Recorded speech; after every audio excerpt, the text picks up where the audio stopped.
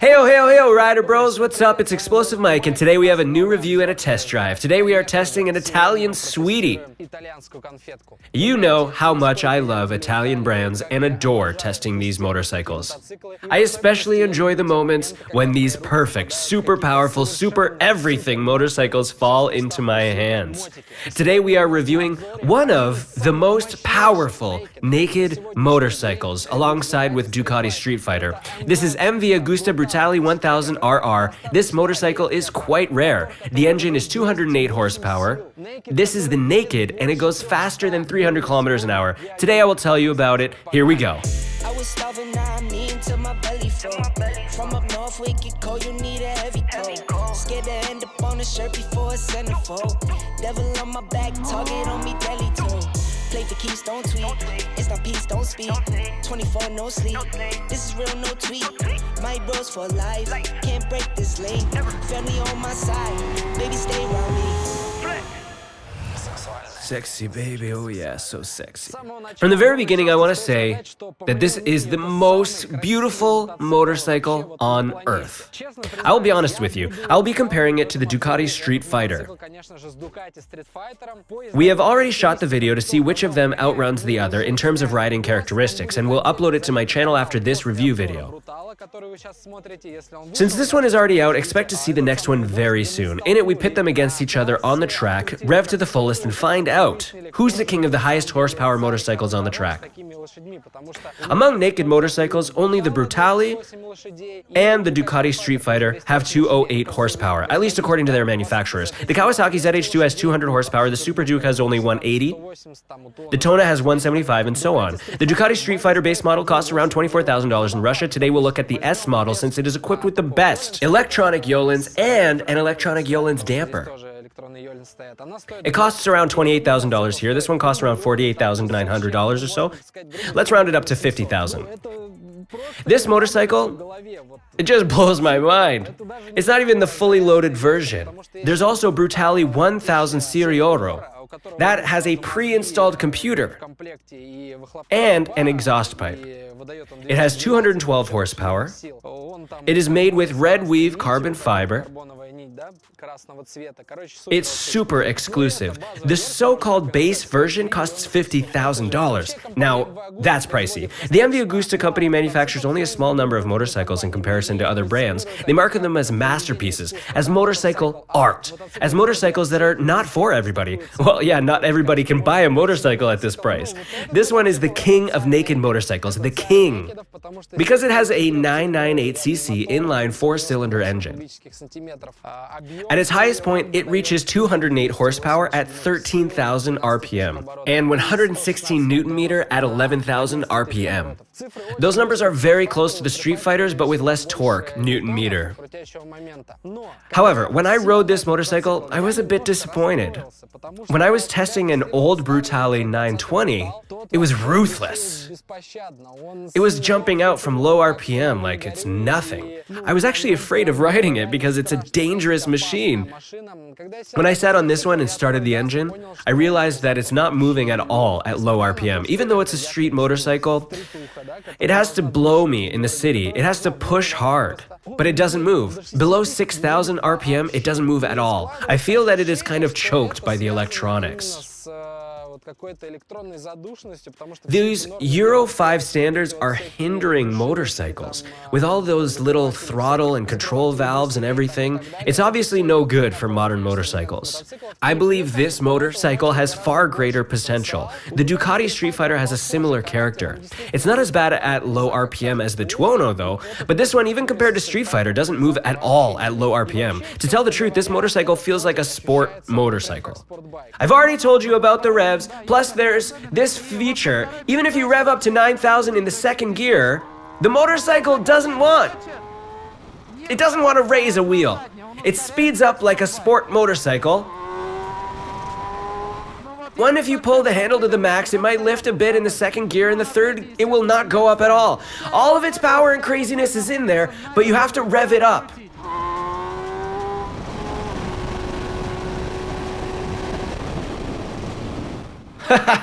When you do though, it's crazy! The front wheel, you must have seen it. It starts flying in the air. You don't feel any resistance, the steering wheel just wobbles around. The damper here is preventing the wobbling. But it's happening anyways because the wheel is still in the air. Oh god, it blows me off. Darn, it really blows me off. I don't know why they made such long gears. They've raised it to 250 kilometers an hour, and it's not hard to be blown off on it. My neck hurts.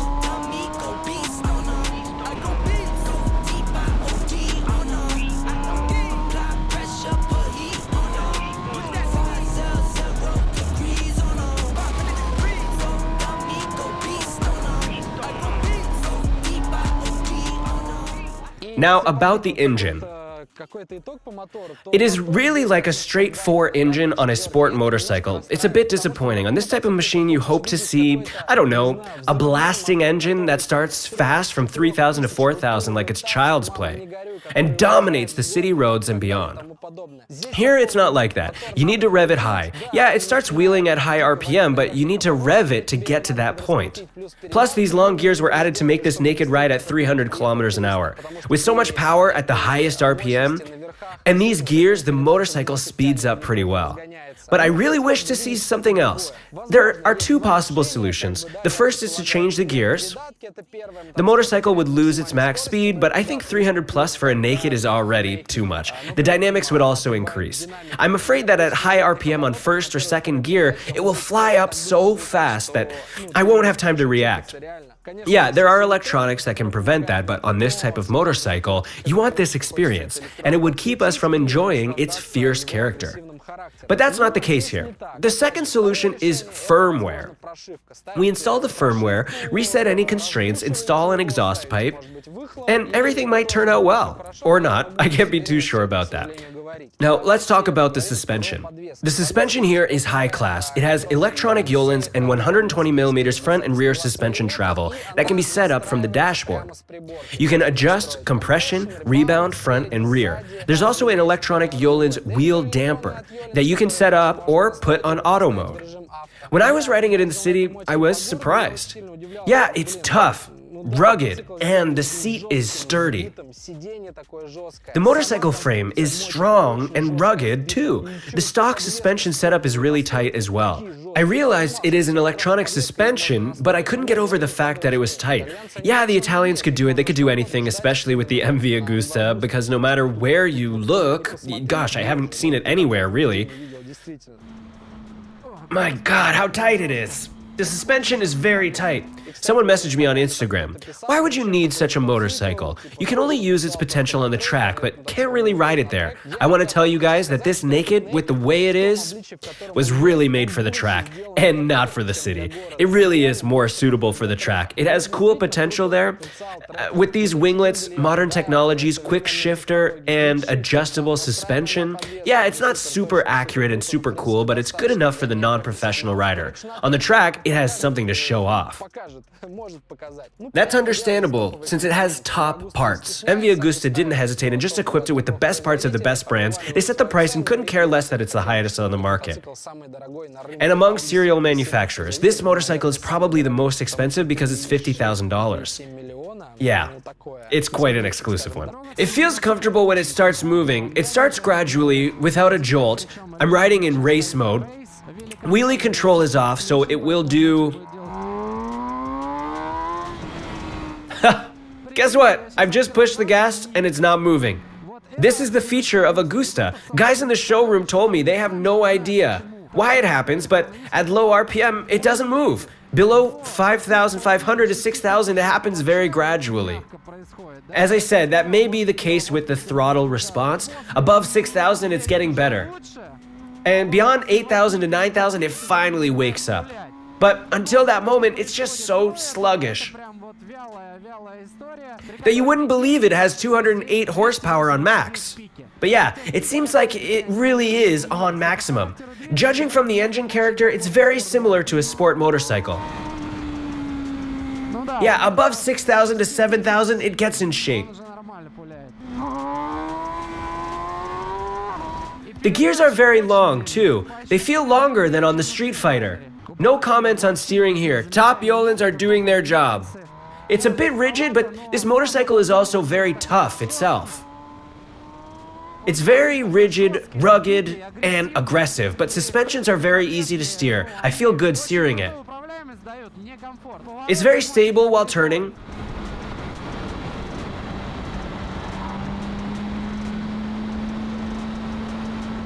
You can lean it quite low and enjoy the feeling of it. It's nice that it's a powerful motorcycle, but at the same time, you can crawl like this and ride slowly. It allows you to do so without any strain. You don't have to get used to holding the gas, but I'm telling you, in the third gear, it's not moving, it's not moving, it's not moving, and now it's moving. When it exceeds 11,000, it starts riding. Below, it's not moving. Maybe the issue is with the firmware. Modern motorcycles are so powerful that manufacturers are intentionally restraining them because of the loud exhaust. It's the first requirement. The second is ecological requirements and standards, and the third is to prevent people from getting hurt when they're riding these motorcycles. The maximum speed claimed by the manufacturer is 300 plus kilometers an hour, and I believe it can pull it off. I have personally seen it going at 294 kilometers an hour. At such speeds, raising it even higher is tough. Below 280, it speeds up quickly, and after that, it gets harder. The gears are very long. It feels like a sport motorcycle. In fifth gear, I saw it speeding up to 291 kilometers an hour, no problem. So I think it can reach its 300 plus max. If there's no headwind, if there's a little incline, and so on. But it can do it for sure. Nice guy with a cold shoulder. Cool, but I don't know you. Brought a flower and I'm off the potion. Give me superpowers and I won't stop to the bankroll on Supermassive. Big bank for the space chatter. Way up in the squad NASA. Cup of field with the dark magic. Still flex when I run a race. Tell these rap niggas eat my dust. Little baddie up the cellular. Talking life and I was setting up. I'm a sharpshooter, yeah, Will Smith. Call me Prince Park, let me fishing up. Playboy on a level up. Way up in the nebulas. I'm never copping a chain. Cause I see it all through the frames. And I leave it all on the pages. Feeling like they want me locked in a cage. They want us all in the fake shit. But I'ma go all the way A with it. Cause I don't feel all the same. Man, if Street Fighter is a fast sweetie, then this thing is just a crazy beast. Oh! It's starting to wobble, guys. It can't keep that front wheel on the ground.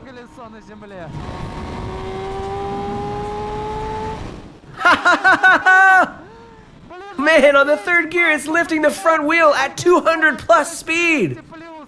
It's just lifting it. You know, when I left the city, I really felt this motorcycle. In the beginning, I expected it to be an insane fire gun that would explode from the very lows in a flash, but most of the power here is on the maximum. Yeah, it has explosive pulling power, but in the city, it will definitely lose. This motorcycle, man, is beyond any words.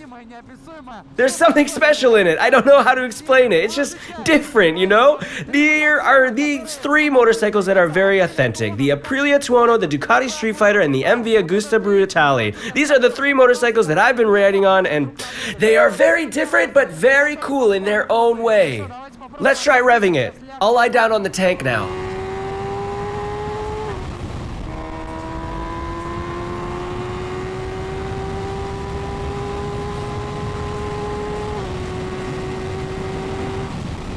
Hey, if I lie down a little, I can easily ride at 250 kilometers an hour. It's similar in character to a sport motorcycle. We don't see any power at the lows, but we see it on maximum. The engine revs a lot and for a very long time. Now let's look at brakes. Brakes are of high class here. You know about them already if you've been watching my channel. It's Brembo Stilema.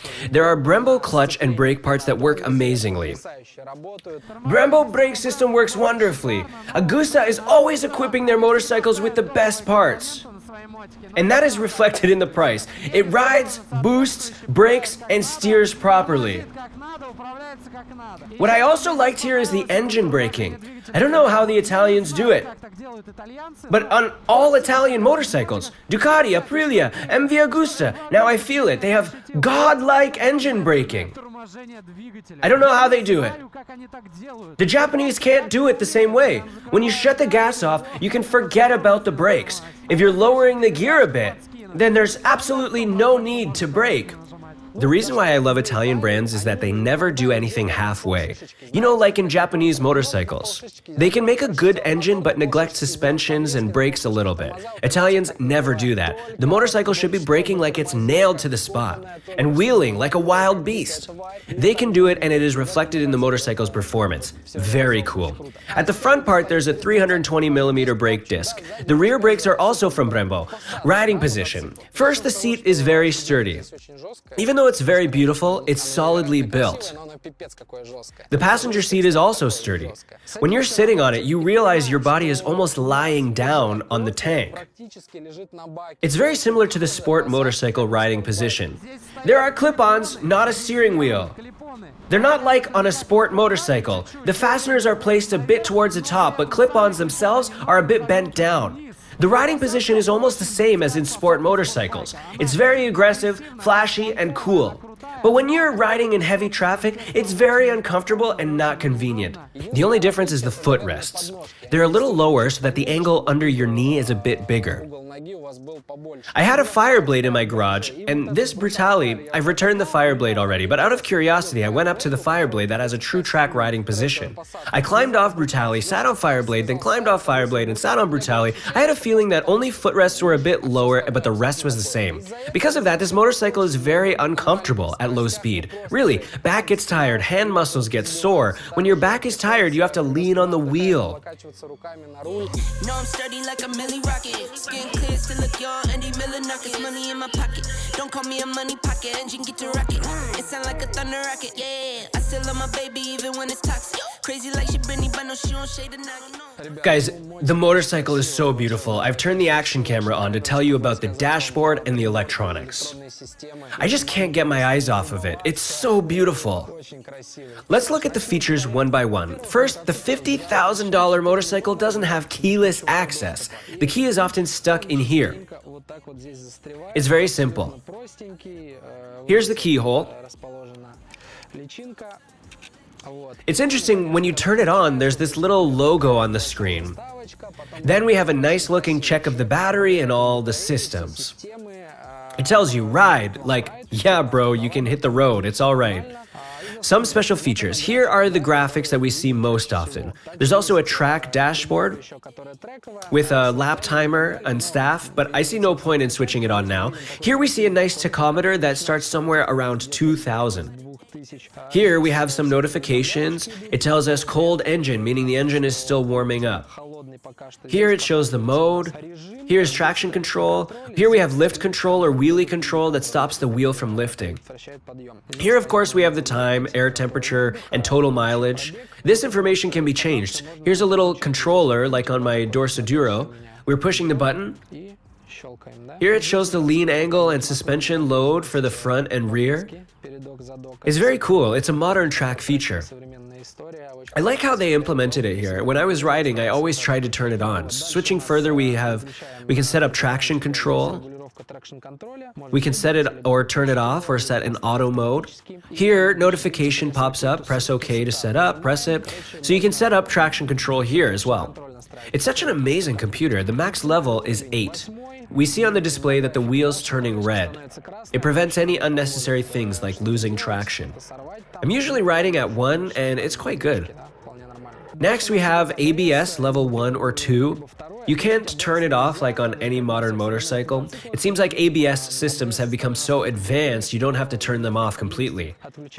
Well, they could add this option for the rear wheel, but it's not the case here. Next we have front lift control. You can turn it on or turn it off as well. Here it shows us with an arrow that the motorcycle will lower the front. Next, if you long press this button, keep pressing it, it will open the menu. In the dashboard section, we can set up the layout of the dashboard. Next, custom map. Here we can set up the custom fuel map. Here are 4 fuel maps. One of them is the custom one, and here we can choose gas sensitivity. You can choose high, low, normal. We always set high.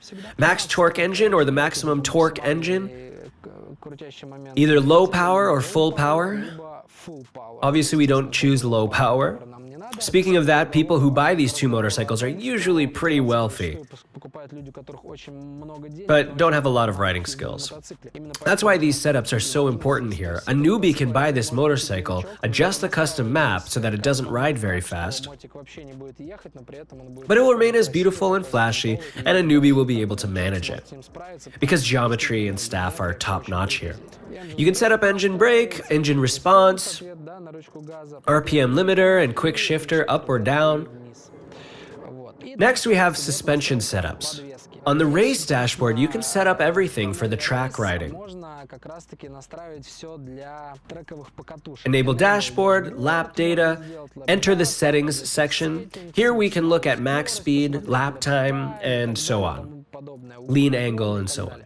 What's interesting is that there's also an MV Agusta app that you can sync with the dashboard to upload these custom maps, read track days data. It's very cool, but we haven't tested it here. Here's headset, where you can connect to it. So that's it. Very cool, very easy, and beautiful. That's what I liked. If you have any comments, leave them in the comment section below. I will look through them and maybe even reply if something's not clear. MV Agusta only starts when you hold the clutch. If you don't believe me, look. It's neutral, click, click. Nothing's happening. But if we hold the clutch, our little Agusta starts right away. A couple more words about the dashboard. I really like that the tachometer here is digital with numbers. Very unusual. Yeah, you have to get used to it. By the way, riding modes can be switched with this map button right here. And as Mrs. Catherine says, there's a beep beeper too. If we look at the right controller, everything is quite clear here. You kind of see with these buttons by the pictures. This button here, if pressed long, turns on the launch control, and this one turns on the cruise control. Everything is well done, and this is what I like here.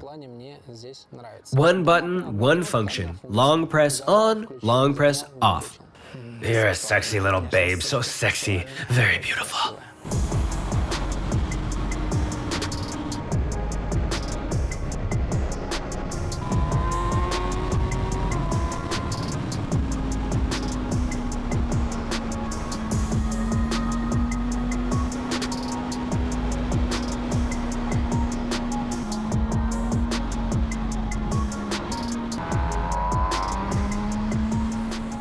I also want to mention that the quick shifter here that works up and down is very tight too. It turns on like a sport motorcycle that was set up for hard pressing. It switches up and down perfectly. But you can feel that it's tough, especially when switching down. You even start to thinking there's no down option for the quick shifter here. With a lot of effort, it shifts the gear down or shifts it up, but I have to say that the quick shifter is working absolutely accurately 100% of the time, but it's still tight. Yeah, a good proof of the fact that gears here are very long is that outside of the city with 250 kilometers an hour speed, I haven't switched from the 5th gear. 250 kilometers an hour is right on the switch point from 4th to 5th gear. The gears are very long. I have no idea why Agusta has made them like that, but there's something nice about it too. Maybe if gears were shorter, the motorcycle would have been wheeling constantly. And wheelie here is quite dangerous. I understand now why they've installed such firmware. If you try riding like normal at 10,000, the motorcycle is very unstable. I believe if they had adjusted fuel maps and engine response, for very hard lows, the motorcycle would have been very antsy, and a lot of people wouldn't like it for that. It would just be fine only for someone like me, a crazy dude who likes wild and crazy motorcycles. Here we also have LED optics. By the way, in terms of design, the motorcycle's butt is gorgeous. Stop signals are gorgeous too. I absolutely adore the back part of this motorcycle, because here we have a combination of an unusual 4-pipe exhaust, single-sided swing arm, very beautiful opened disc. There's no big heavy tail here, because the plate number is installed here on the hanger. Turn signals are here too. That's why the butt looks superb.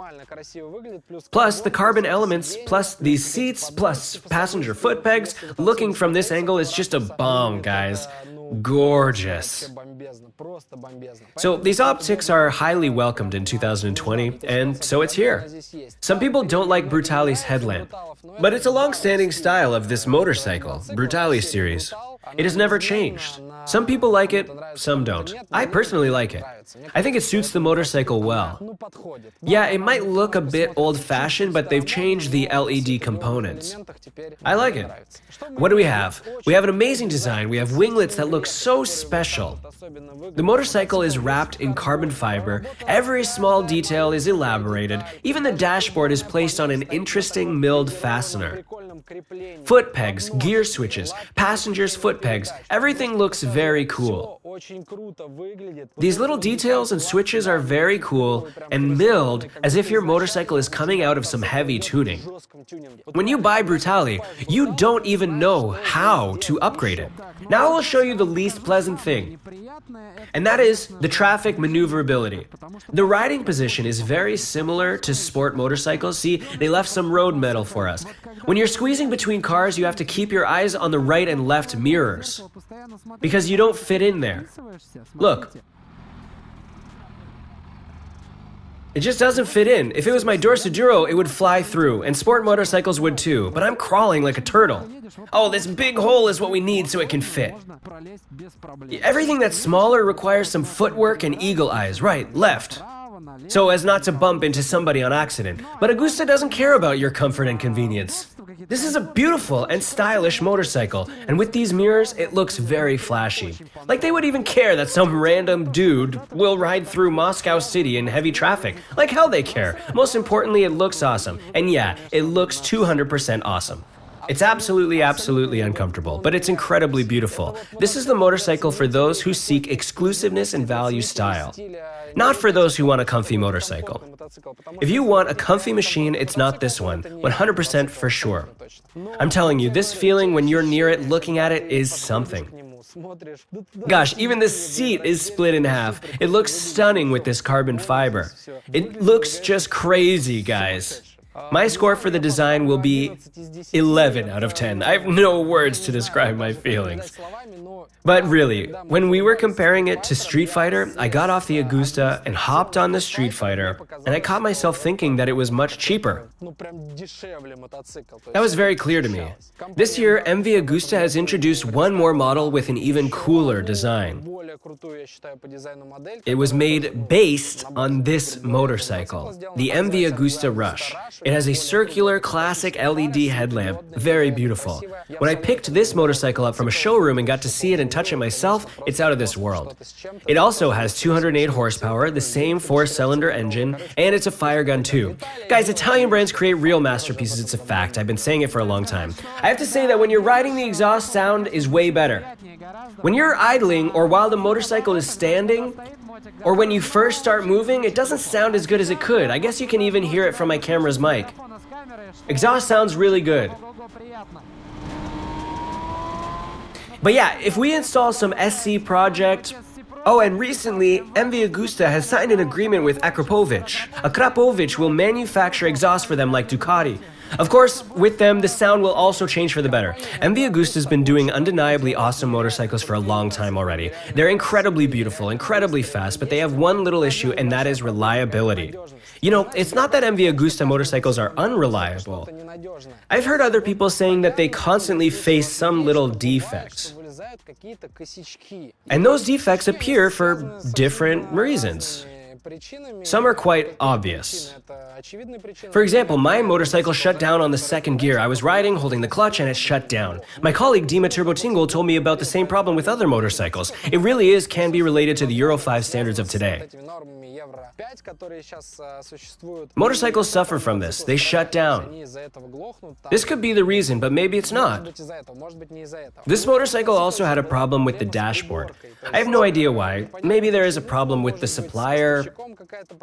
Maybe they have misplaced some electronic element inside. Anyway, they had dashboard problems. They had to change them on these motorcycles. It's hard to explain, but I had an incident with this dashboard too. I turned the ignition key and the dashboard didn't turn on. I turned it on and off again and it stayed pitch black on and off. After 3 minutes, it woke up out of nowhere. This never happened again. I'm still not sure what happened. But a $50,000 motorcycle shouldn't have such defects. I haven't noticed any other problems though. I've done about 600 kilometers on it, maybe more, like 800 kilometers, and I haven't felt anything unusual. If you look to read about older versions on forums, you will find that Agusta always had these faults on some particular motorcycles. It's not that they've made a motorcycle and is bad by every parameter, it's good as a whole. Could it be the assembly problem or something else? It's hard to say how things are with modern motorcycles, because none of my friends have a new Agusta. I don't have close billionaire friends, because usually only those guys could afford such a machine. Most often they buy this type of motorcycle to add to their collection and put on display, or just to put in a garage to tell friends, look what I bought, $50,000 motorcycle. In reality, it's a fighting machine that can dominate the track. It's a pity that it's so unaffordable in terms of its price. It has a lot to offer, and I really enjoy it. Ride with me if you ride with me, you can slide with me if you feel like 550 on the 5 sticky, come get high with me, that's a deal, right? Ride with me if you ride with me, you can slide with me if you feel like 550 on the 5 sticky, come get high with me, that's a deal, right? That's a deal, right? That's a bet, right? That's a bet, right? That's a deal, right? That's a deal, right? That's a bet, right? That's a deal, right? I'm so glad I'm riding this motorcycle, that I've had a chance to test it, to make this video, to tell you guys about it and share my thoughts. It's a devil, but it's cool on these suburban tracks. So, ragazzi, I hope you like this review. I'm very glad I've tested this motorcycle and am so thrilled from this ride. It really is out of this world. It's like no other. It's unique, really cool. It's just the price is out of my league for sure. I might not have this kind of motorcycle in my life, but some people can afford it and enjoy it. It's a bit disappointing that at low RPM the engine is not riding well, but at its maximum it rides at its best. It definitely has its 208 horsepower. I don't know if I'd get a chance to put it on a stand, but if I did, you would see it in the battle video. Still, it holds a mark, if not for these low RPM. As I said, it has the character of a sport motorcycle, the riding position is of a sport motorcycle, it's all tough and cool, carbon and expensive. Most likely you will never buy this one for yourself. Again, for financial reasons. But of those who buy it, I am sincerely jealous. This was Explosive Mike. As always, have a fierce ride. I hope you try out this Italian masterpiece at least once in your lifetime, because I have no words to describe the thrill it gave me, even when I'm sitting on it. As always, branded, hey yo! Ciao ragazzi, ciao!